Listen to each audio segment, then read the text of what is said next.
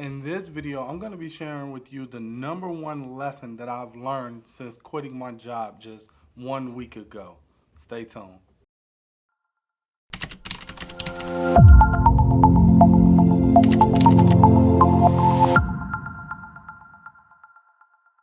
How's it going? This is Digital DIY Geek from digitaldiygeek.com.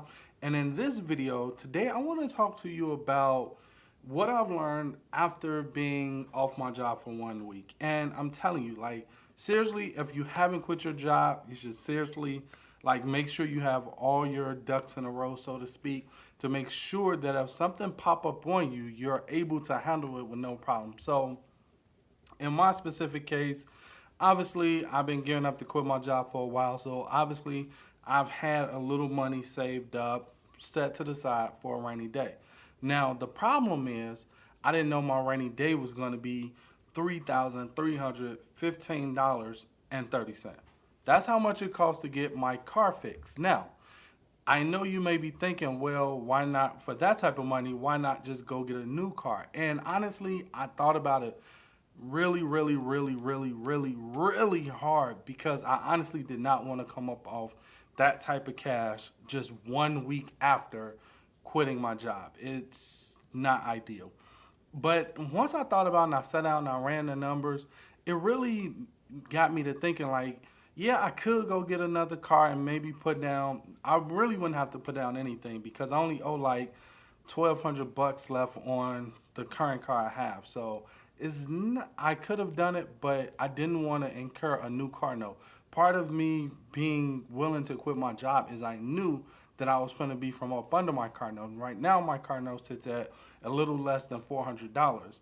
And I didn't want to pick up a new car note around $400 again. So I just didn't want to do that. So obviously, I have the money to pay it. But, you know, this is not credit. This is not me, you know, being able to swipe a credit card and put that payment on there. This is, you know, me going into my coat pocket and getting the money out to be able to pay to get my car fixed. Now, the upside to this is I don't have to worry about anything going wrong with my car for a little while. The downside to this is I'm going to be Ubering a lot sooner than I anticipated. Like, I knew at some point I was going to be Ubering, but the first month or the first 2 months or so, I wanted to just be able to, you know, get the funnels in place and things like that, because my entire goal or my entire plan or my entire mission was to, you know, quit my job. Then after that, build out an offer, focus on that one offer until I get it up to, you know, $30,000, $40,000 a year before I move on to other offers. With that being said, in order to do that, I had to get traffic. So I was gonna switch over to paid traffic versus free traffic.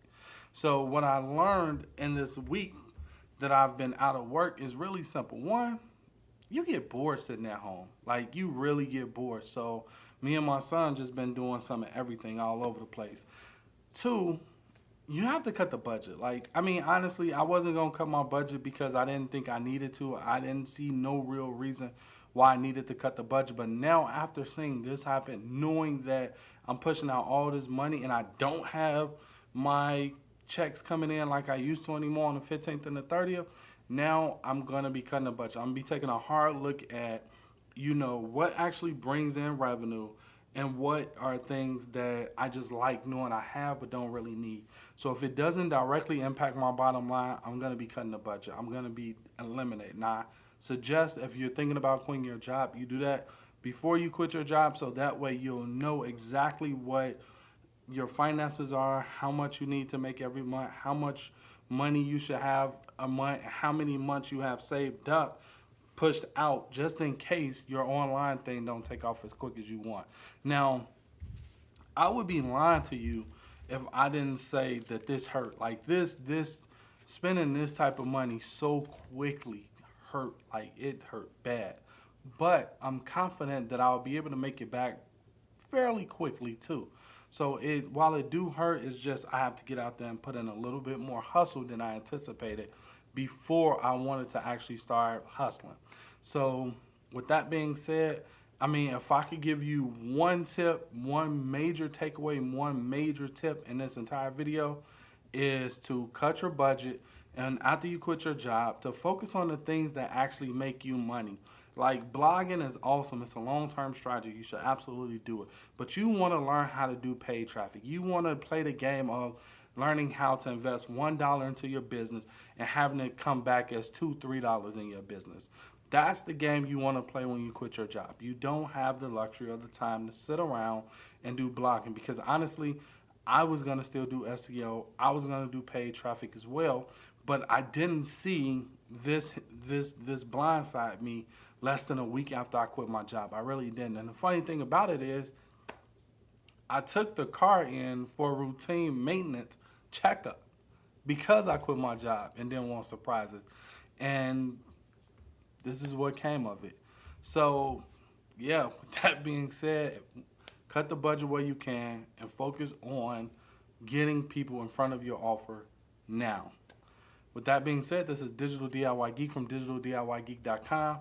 Till next time, I'll catch you on the very next video. If you want to see the video where I actually talk about me quitting my job, I'll link it in the cards, but I'll also link it in the description below. You can find it there. If you like this video and you found it helpful, give me a thumbs up. If you didn't like this video and you didn't find it helpful, give me a thumbs down so I'll know what type of content you like.